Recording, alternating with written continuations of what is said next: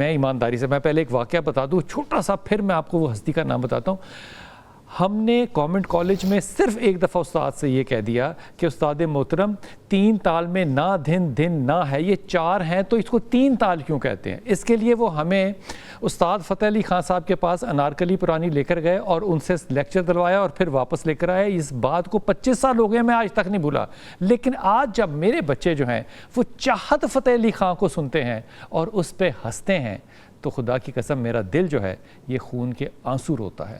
آج ایک شخص جس نے 40 سال جرنلزم کی ہو، 50 سال جرنلزم کی ہو، آپ اس کا مقابلہ کس سے کر رہے ہیں جس نے 3 ویلاگ جو ہیں وہ ہٹ کروا لیے اور انتہائی کنٹروورشل قسم کے. یہ قوم کہاں جا رہی ہے میں نہیں بتاؤں گا، اس کا جواب ہم لیں گے مجیب الرحمان شامی صاحب سے. السلام اللہ وبرکاتہ. وعلیکم السلام جناب. سر انتہائی وارم ویلکم، بہت شکریہ، بڑی عزت افزائی آپ نے یاد کیا تو میں نے کہا آپ کی زیارت کا موقع جو ہے سلامت رہیے، سلامت رہیے. ضیاء اللہ شاہ بخاری ہوں گے ہمارے ساتھ. السلام علیکم ضیاء بھائی. اور جناب اگر نیند سے بیدار ہو گئے تو طاہر اشرفی بھائی بھی ہمیں جوائن ان شاء اللہ تعالیٰ فون پہ کریں گے، اور پروفیسر ڈاکٹر زکریہ جو ہیں وہ آج یونیورسٹی سے اپنے جو پنچ میں ہے وہاں سے اسلام آباد تشریف لائے ہوئے ہیں، ان سے بھی بات کریں گے. شامی صاحب آپ سے ابتدا کروں اس بات کی. میں نے جب میں اسکول میں تھا، میں کالج میں تھا، میں گورنمنٹ کالج سے پیدل چل کے میو ہاسپٹل کی بیک سائڈ پہ جاتا تھا جہاں پہ کہ بہت سے اخباروں کے دفتر تھے، اور میں وہاں پہ پروف ریڈنگ کرتا تھا اور ہمیں کہا جاتا تھا سب ایڈیٹرز عزت کے طور پہ، حالانکہ ہم صرف وہ پروف ریڈنگ کرتے تھے. میں نے جتنی انگریزی اور اردو سیکھی میں نے وہاں سے سیکھی. آج ایک شخص جو ہے وہ ویلاگ بناتا ہے اور وہ جرنلسٹ بھی بن جاتا ہے، وہ کامیاب بھی ہو جاتا ہے، وہ ملینز کمانے بھی لگ جاتا ہے. دکھ ہوتا ہے کبھی کہ ہم کس طرف چل پڑے. وہ تو دیکھیں نا، جھوٹ بولنے کا مقابلہ ہے نا، جھوٹ بولنے کا مقابلہ ہو رہا ہے. جتنا آپ جھوٹ بولیں گے، مبالغہ کریں گے، افسانے گھڑیں گے، اتنی آپ کی ویورشپ زیادہ ہو جائے گی.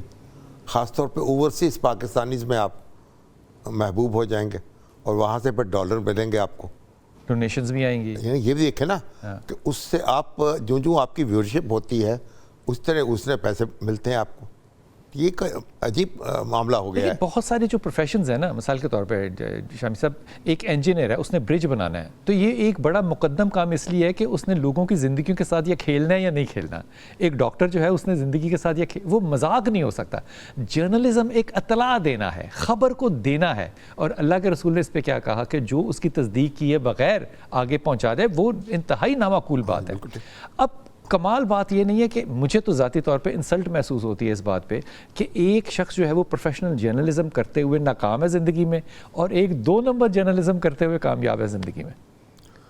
یہ دیکھیں نا، یہ جو فیک نیوز ہے یہ پھیلتی کتنی تیزی سے ہے. اب دیکھیں حضرت عائشہ پہ تہمت لگی، ہاں فیک نیوز. ہائے کیا ایگزامپل دی، واہ واہ واہ کیا ایگزامپل دی. ہاں فیک نیوز خود اور کس طرح پھیلی، اس کی تردید جاری کرنی پڑی خود اللہ کو. واہ واہ واہ واہ سبحان لیکن اس کے لیے قرآن کی آیت نازل ہوئی 10. تو اب اس سے اندازہ لگائیں کہ فیک نیوز جو ہے وہ کتنی پاپولر، وہ کتنی طاقتور ہے اور کس طرح پھیلتی ہے. اس میں جو مین سٹریم جرنلسٹ ہیں ان کا قصور ہے؟ نہیں، ان کا کوئی قصور نہیں ہے. دیکھیں مین سٹریم جرنلسٹ جو ہیں وہ تو اپنا کام کر رہے ہیں، ایک مگر یہ جو یوٹیوبرز ہیں جو اپنا ویلاگ کر رہے ہیں، ایک تو وہ ہے نا جو آپ کے سامنے ہے جی، ایک وہ ہے جو آپ کے سامنے ہے ہی نہیں. وہ کہاں پر ہے پتہ نہیں کہاں ہے. وہ نیو یارک میں ہے، وہ دلی میں ہے، وہ کابل میں ہے، کہاں ہے کچھ پتہ نہیں. وہاں سے وہ اپنا آپ کو میسیج دیتے ہیں، وہاں سے ایک آپ کو بنا کے پوسٹ بھیجتے ہیں. تو یہ ایک اور کہانی ہے. تو جو یہ سوشل میڈیا ہے اس میں یہی معلوم نہیں ہوتا آپ کو کہ کون سی خبر کہاں سے آ رہی ہے، کون سی خبر کہاں سے آ رہی ہے، کون دے رہا ہے. فیک نیوز کو اگر میں یہ کہوں، اور میں بڑی ہی احتیاط سے جملہ استعمال کر رہا ہوں، ہم اخلاقیات اور ملک دونوں بیچنے پہ تلے ہوئے ہیں. دیکھیں نا، پتہ نہیں اب ہم تلے ہوئے ہیں، ہمارے اندر کون چھپا ہوا ہے، کون نقاب اوڑے ہوئے یہ کام کر رہا ہے. اب جو الیکٹرانک میڈیا ہے یا پرنٹ میڈیا ہے اس میں تو آپ کو معلوم، اب آپ پروگرام کر رہے ہیں، ہر ایک کو معلوم ہے کہ اب میں گفتگو کر رہا ہوں، ہر ایک کو معلوم.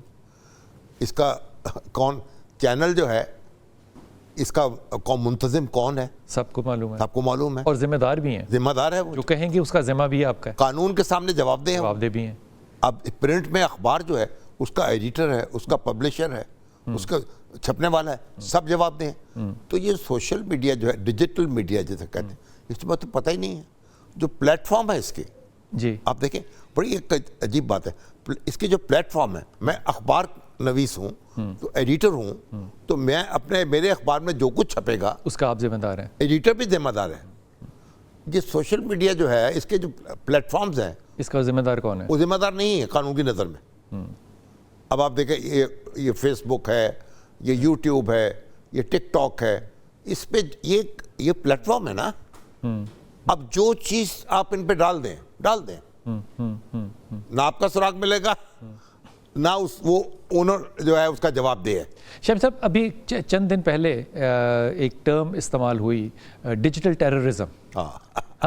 اب ہم تو ٹیررسٹ کو جانتے تھے کسی خاص شکل کے ساتھ، کسی ساتھ گن کے ساتھ، اور کسی خاص کردار کے ساتھ۔ یہ ڈیجیٹل ٹیررزم کے بارے میں آپ کیا فرمائیے؟ دہشت گردی جو ہے نا، اب دہشت گردی کی ایک قسم ہے نا، ایک تو یہ کہ آپ نے فزیکل مار دیا، کسی بندے کو دھماکہ کر دیا، اور جس طرح آپ دیکھیں ایک ایک کریکٹر اسیسینیشن بھی ہوتی ہے نا ایک چیز، تو وہ اسیسینیشن ہے ایک کریکٹر اسیسینیشن، اسی طریقے سے ڈیجیٹل دہشت گردی جو کریکٹر اسیسینیشن کرتی ہے۔ صحیح بات ہے۔